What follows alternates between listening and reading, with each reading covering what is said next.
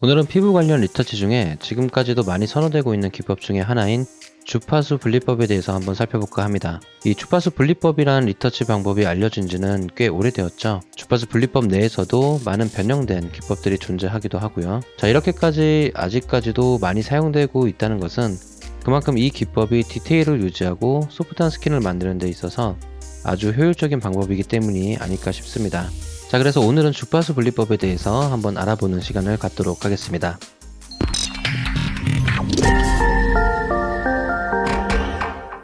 안녕하세요, 여러분. 풀입니다. 2020년 한 해가 밝았습니다. 벌써 8일이 지났는데요. 우선 새해 복 많이 받으시길 바랍니다. 올 한 해는 원하는 일들 다 잘 되시길 바라고요. 자, 무엇보다 건강이 최고이기 때문에 건강 잘 챙기셔서 올 한 해는 굉장히 건강한 한 해를 보낼 수 있기를 바라겠습니다. 자, 그리고 영상 업로드가 좀 많이 늦어졌는데요.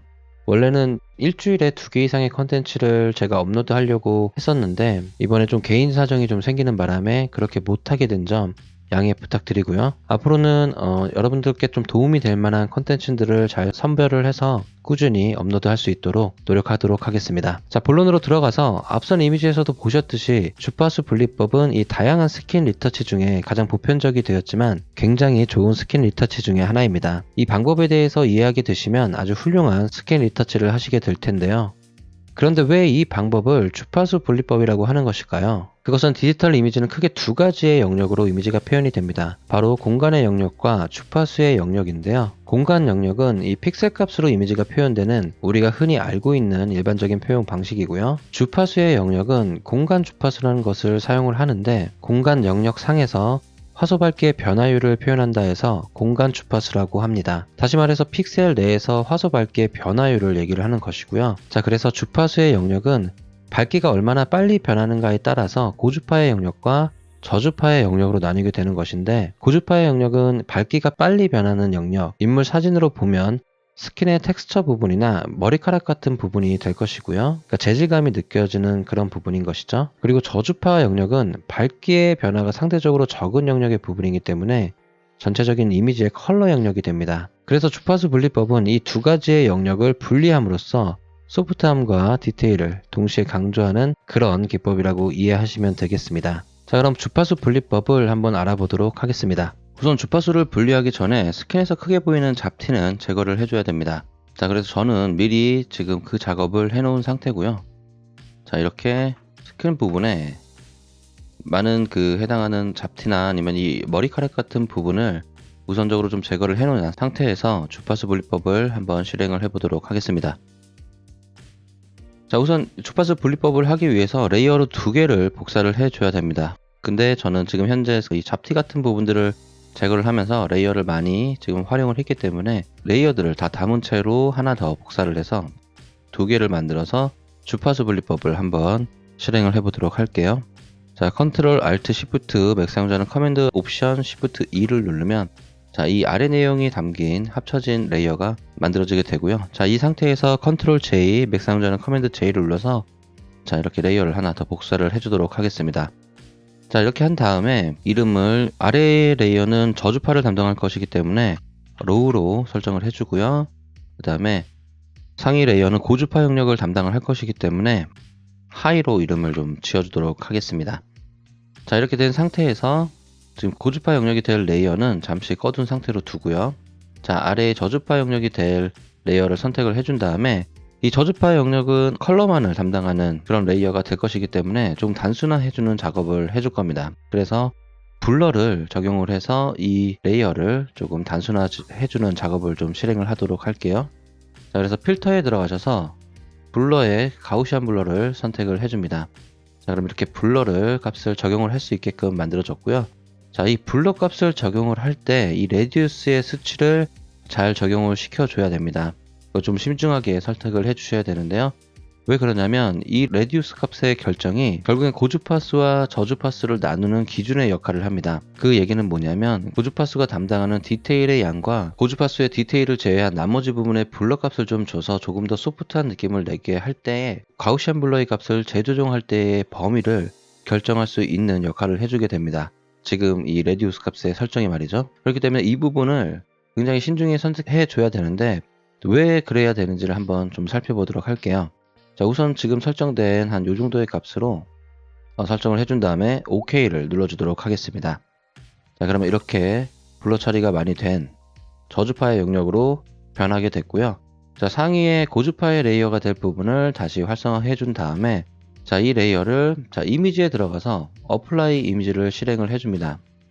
자, 그래서 이 레이어에 무엇을 적용할 거냐를 결정을 해줄 건데요. 자, 일단 소스 부분은 현재 이 레이어에서 이 레이어 부분은 저주파 영역인 이 로우 레이어를 선택을 해줍니다. 자, 그런 다음에 지금 현재 이미지에서 이 로우 레이어의 이 블러 값을 제거를 해줘야 나머지 디테일 부분들이 선택이 돼서 이 레이어에 담아져 있게 되겠죠. 자, 그래서 블렌딩 모드 설정을 서브트랙트 이 빼기로 설정을 해줍니다. 자, 그런 다음에 오파시티는 100%, 이 스케일 부분과 옵셋 부분은 2와 128의 상태로 둔 상태로 OK를 눌러줄 건데, 자, 이 값에 대한 내용은 다시 말씀을 드리도록 할게요. 자, 이렇게 한 다음에 OK를 눌러줍니다. 자, 그러면 이렇게 회색 공간으로 채워진 레이어가 만들어지게 됐고요. 자, 이 회색 공간 내에는 디테일을 담아져 있는 상태로 지금 보여주고 있는 것입니다. 자, 이 상태에서 블렌딩 모드를 리니어 라이트로 설정을 해줍니다. 자, 이렇게 되면 고주파와 저주파의 레이어 분리는 완료가 된 상태로 보여지고요.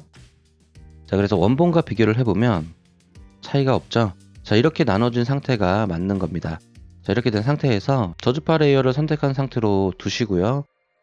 자, 디테일을 제외한 나머지 영역 부분에 조금 더 소프트한 느낌을 주기 위해서 블러를 다시 적용시켜 보도록 하겠습니다. 자, 그래서 지금 내가 원하는 영역에만 이 블러 값들을 계속 지속적으로 적용을 해주기 위해서 이 툴바의 라소 툴을 선택을 해주시고요. 자, 라소 툴을 이렇게 적용을 했을 때 이 경계 부분을 좀 부드럽게 해주는 것이 좋습니다. 왜냐하면 이 부분을 만약에 0인 상태에서 이렇게 적용을 해서 보면 Q를 누르면 퀵 마스크가 활성화되는데요. 자, 이 경계 부분이 너무 뚜렷하게 되면 추후에 블러 값을 줬을 때 이 경계 부분에 이 블러 값이 적용된 그대로 보여지기 때문에 자, 이 부분을 조금 더 부드럽게 설정을 해주시는 것이 좋습니다. 그래야 이 경계면이 어색하지 않게 표현이 되기 때문에 다시 Q를 눌러서 퀵 마스크를 해제를 해주고요. 컨트롤 D, 맥 사용자는 커맨드 D를 눌러서 방금 셀렉션 했던 부분들을 디셀렉션으로 해준 다음에 이 패드 값을 다시 적용을 한 상태로 자, 이 경계 값이 얼마나 됐는지를 다시 한번 이렇게 지정을 해서 이렇게 보면 Q를 다시 눌러줄게요. 자, 그럼 이 경계 부분이 부드럽게 지금 표현되는 것을 보실 수가 있고요. 자, 이 경계 부분이 부드러워야 이 블러 값을 적용을 했을 때 조금 더 자연스럽게 표현이 됩니다. 그래서 이 부분은 부드럽게 좀 패드 값을 적용을 해주신 상태로 셀렉션을 해주시는 게 좋고요. 다시 Q를 눌러서 원래 상태로 돌아간 다음에 자, 이 부분에 블러 값을 적용을 해 보겠습니다. 필터에 들어가서 블러에 가우시안 블러를 실행을 해주고요. 자, 그러면 이 전에 적용했던 블러 값이 그대로 남아져 있게 되는데요. 자, 이 블러 값보다 조금 더 높게 설정을 해줘야 나머지 이 디테일을 제외한 나머지 부분에 블러 값이 좀 더 적용이 되게 되겠죠. 자, 그래서 이 부분을 조금 이렇게 드래그를 해보면 자, 보시는 것처럼 더 안 좋은 결과로 보여지게 됩니다. 자, 그 이유는 최초 블러 값을 적용했을 때 굉장히 많은 값의 블러를 적용을 했기 때문에 디테일이 추출되는 양이 굉장히 많아졌습니다. 그렇기 때문에 이 블러 값을 더 이상 적용할 수 없게, 다시 말하면 굉장히 제한적으로 지금 변하게 된 상태인 것인데요. 그것이 왜 그런지 다시 살펴보도록 할게요. 셀렉션은 좀 해제를 해주고요. 이 레이어를 끈 상태로 하나의 레이어를 더 복사를 해서 살펴보도록 하겠습니다. 자, 우선 블렌딩 모드를 서브트랙트로 한번 설정을 해줘 보도록 할게요. 자, 이렇게 되면 블랙 색상으로 지금 채워진 것을 확인할 수가 있는데요. 지금 복사된 레이어를 서브트랙트로 빼기로 설정을 하게 되면 아래 레이어와 값이 동일한 값이 빼지기 때문에 동일한 값이 빠지게 되면 당연히 0이 되겠죠. 이 포토샵에서 0이 의미하는 수치는 블랙을 의미합니다. 그래서 이렇게 블랙 색상으로 보이게 되는 것이고요. 자, 이 부분을 필터에 들어가서 블러 값을 한번 적용을 해보도록 할게요. 자, 그러면 이렇게 아래에 디테일한 부분들이 많이 보이는 현상이 나타나게 됩니다. 자, 그래서 이 수치를 줄여보면 거의 블랙에 가까운 색상으로 다시 보여지게 되고요. 자, 이렇게 되는 것은 빼기 모드로 설정을 했기 때문에 이렇게 블랙으로 채워진 상태가 되는데, 여기서 가우시안 블럭 값을 적용을 하게 되면 블럭 값이 빠지기 때문에 아래 레이어의 디테일한 부분들이 보여지게 됩니다. 자, 그렇기 때문에 이 설정 값을 아까처럼 좀 많이 하게 되면 아래에 보이는 많은 상당수의 디테일한 부분들이 보여지게 되는 것이고요. 자, 이렇게 블럭 값이 적용된 상태에서 아까처럼 어플라이 이미지를 실행한 상태에서 빼기를 설정을 해서 고주파 레이어에 디테일을 담게 되면 지금 보시는 것처럼 이 블럭 값이 적용된 외적인 나머지 부분의 디테일한 부분들이 이 레이어에 담아져 있게 되는 것입니다. 자, 그래서 이렇게 설정해서 OK를 누르면 블럭 값을 많이 적용을 했기 때문에 굉장히 많은 디테일 양이 이 레이어에 담아져 있게 되는 것이고요. 자, 그렇게 됐을 때 디테일을 제외한 나머지 부분에 블럭 값을 적용하게 될 때는 거의 블럭 값을 적용하기가 힘들게 되는 것입니다.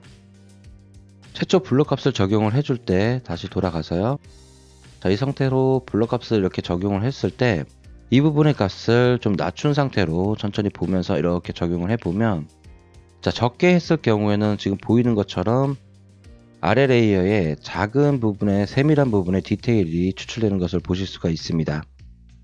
자, 이 얘기는 또 반대로 얘기하면 블러의 값을 상대적으로 적게 설정을 해서 고주파의 영역의 디테일을 추출할 때는, 자, 지금 보시는 것처럼 이렇게 미세한 부분의 디테일만이 추출된 상태로 이 고주파의 레이어에 담아지게 되는 것이고요. 어플라이 이미지를 실행했을 때 말이죠. 자, 그랬을 경우에는 이 디테일한 부분을 제외한 나머지 부분에 좀 더 소프트함을 더하기 위해서 추후에 다시 가우시안 블럭 값을 적용을 했을 때에는 작은 세밀한 디테일 부분을 제외한 나머지 부분의 블럭 값이 많이 채워지기 때문에 결국에는 그렇게 되면 블럭 값이 많이 적용된 상태에서 흡사 이 노이즈 필터를 얹은 것처럼 보이는 형태가 될 수도 있습니다. 자, 그렇기 때문에 이 저주파 영역에서의 이 가우시안 블럭 값의 설정이 결국에는 고주파수의 레이어에 디테일을 담는 양을 설정을 할 수가 있게 되는 것이고요.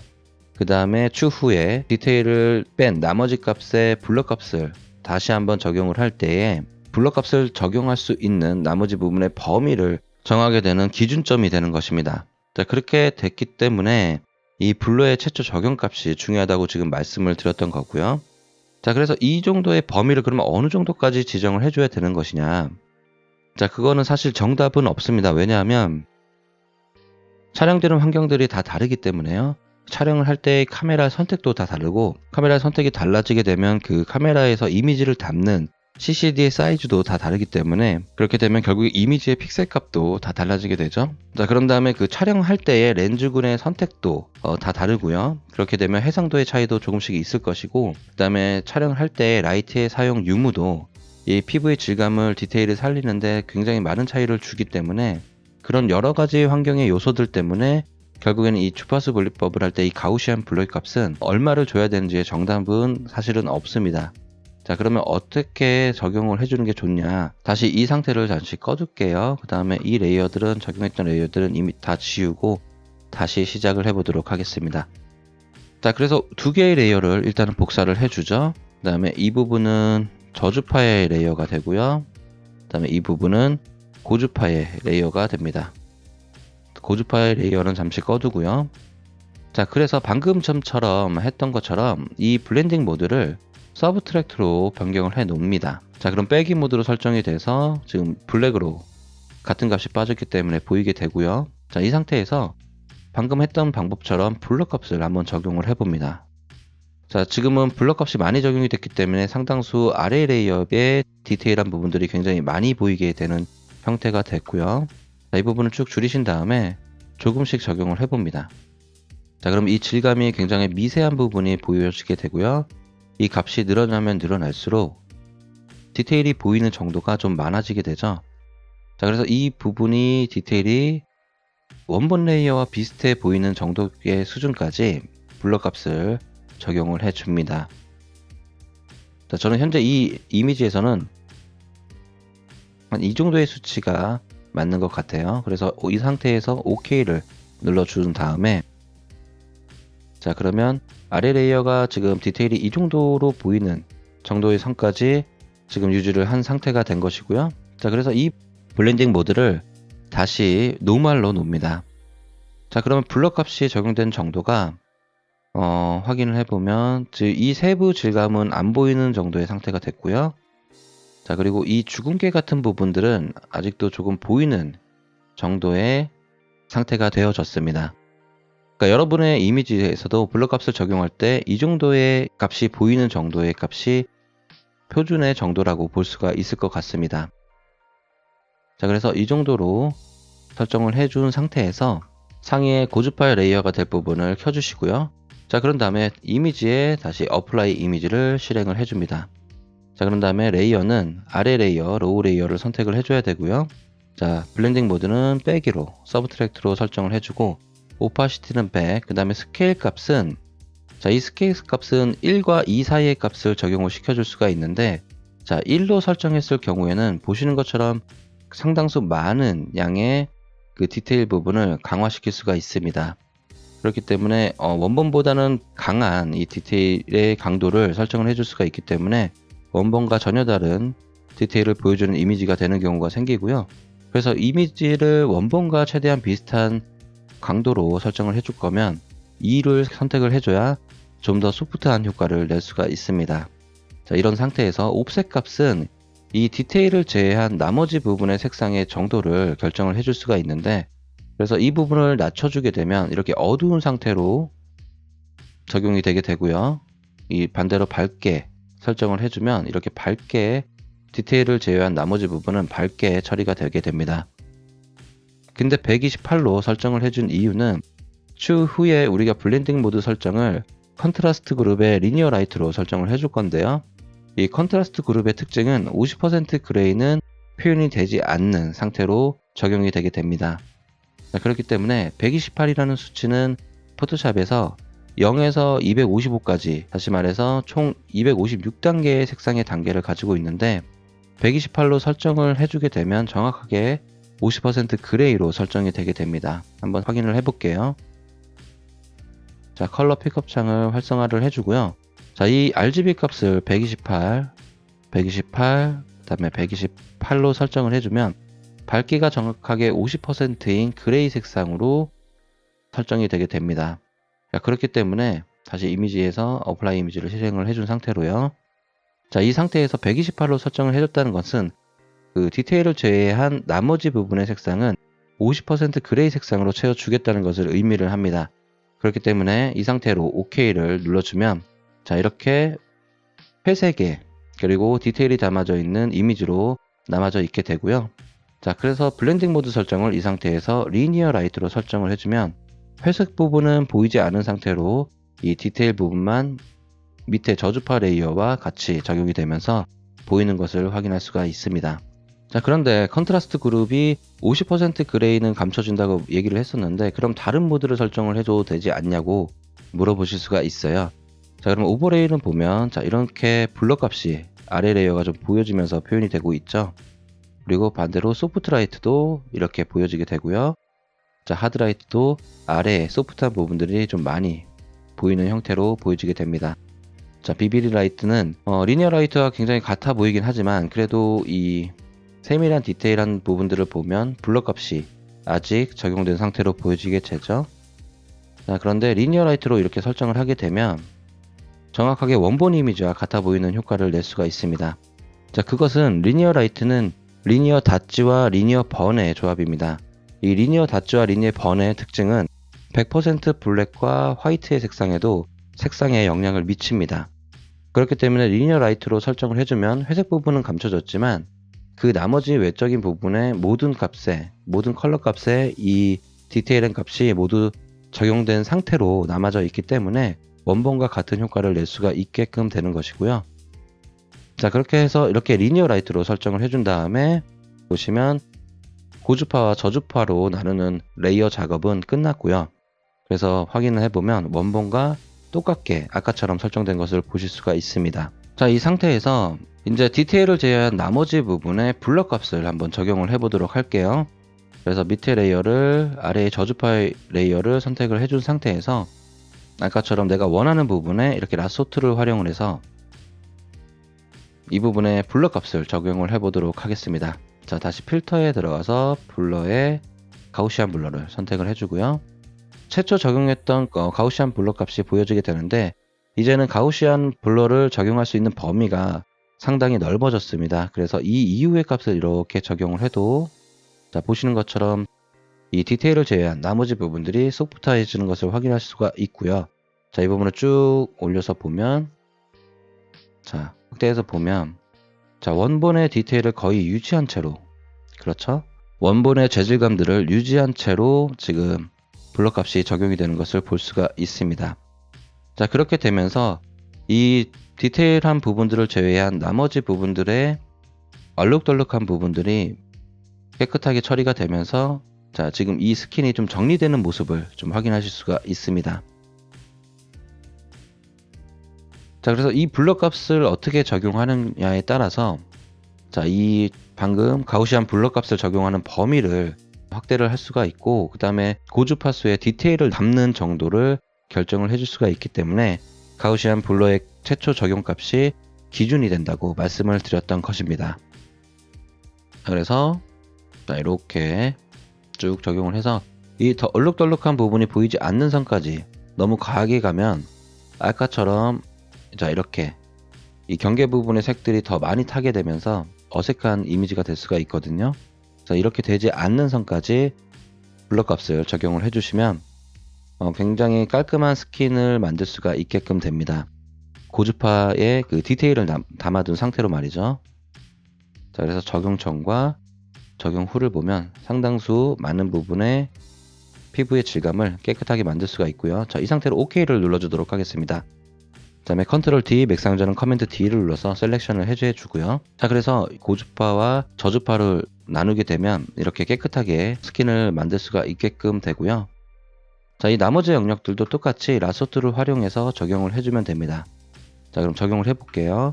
자, 이렇게 적용을 해서 만약에 같은 값을 적용을 해주실 거면 이 필터에 들어가시면은 최상위에 마지막에 적용했던 필터 값이 그대로 보여지게 됩니다. 자, 이 부분을 클릭하셔도 되고요. 마지막으로 필터 값을 적용했던 부분의 단축키는 Alt Ctrl F라고 지금 표시가 되어져 있네요. 자, 그러면 맥 사용자는 커맨드 옵션 F를 누르시면 되겠죠. 그래서 이렇게 F를 누르면 마지막에 적용됐던 블러 값이 그대로 다시 적용이 되게 됩니다. 자, 이 부분도 이렇게 선택을 해서 똑같이 만들어 주고요. 자, 나머지 영역 부분도 마찬가지로 해주시면 됩니다.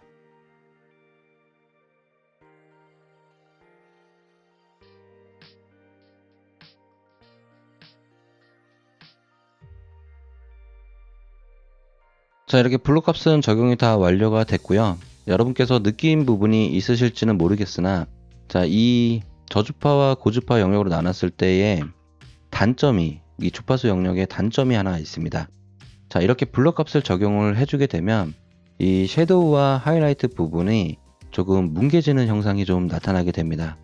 그래서 이 블러 값을 적용했기 때문에 이 값의 범위들이 좀 퍼지는 것이죠. 그래서 조금 더 만약에 컨트라스트가 강한 이미지를 촬영을 했을 때는 그 컨트라스트 부분이, 그러니까 대비층이 조금 더 약해지는 효과가 있습니다. 자, 그 부분은 추후에 다치 앤 버닝이나 이런 부분들로 통해서 예를 들어드리면 말이죠. 현재 제가 작업을 완료한 이미지인데, 자, 이렇게 보면 약간 최초 촬영보다는 약간 대비층이 조금 약해진 부분이 있습니다. 그래서 추후에 이런 다치 앤 버닝 작업을 통해서 조금 더 섀도우 부분이나 하이라이트 부분들을 조금 더 강조를 해줘서 이미지의 입체감을 조금 더해주는 작업을 추가적으로 해줘야 주파수 분리법을 했을 때의 효과가 조금 더 극대화되게 됩니다. 자, 그래서 이런 작업들을 통해서 이렇게 완성된 이미지를 보면요.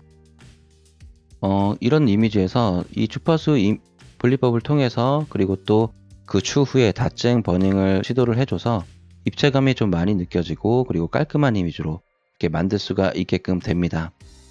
자, 그렇기 때문에 이 주파수 분리법은 어쨌든 간에 이미지의 전체적인 부분으로 보면 리터치 과정 중에 하나입니다만, 스킨 리터치에서 굉장히 소프트함을 강조하기 위한, 그리고 디테일을 좀 유지하기 위한 좋은 방법임에는 틀림이 없는 것 같습니다. 그래서 어쨌든 되돌아와서요. 자, 이렇게 설정을 해주신 다음에 나머지 아까 보신 것처럼 나머지 작업들을 좀 해줘야 되는데, 그런 부분에 대해서는 여러분들과 좀 차차 더 디테일하게 좀 알아보는 시간을 지속적으로 갖도록 하고요. 자, 오늘은 어쨌든 주파수 분리법이 주이기 때문에 자, 이렇게 주파수 분리법을 할 수 있다는 것을 오늘은 얘기를 해봤습니다. 자, 오늘 제가 준비한 내용은 여기까지입니다. 영상 보시느라고 너무 고생 많으셨고요. 시청해주셔서 정말 감사드립니다. 자, 이 영상이 도움이 되셨다면 구독과 좋아요 잊지 말아주시고요. 저는 또 다른 내용의 영상으로 찾아뵙도록 하겠습니다. 지금까지 풀이었고요. 여러분의 자유로운 표현을 절대 멈추지 마십시오.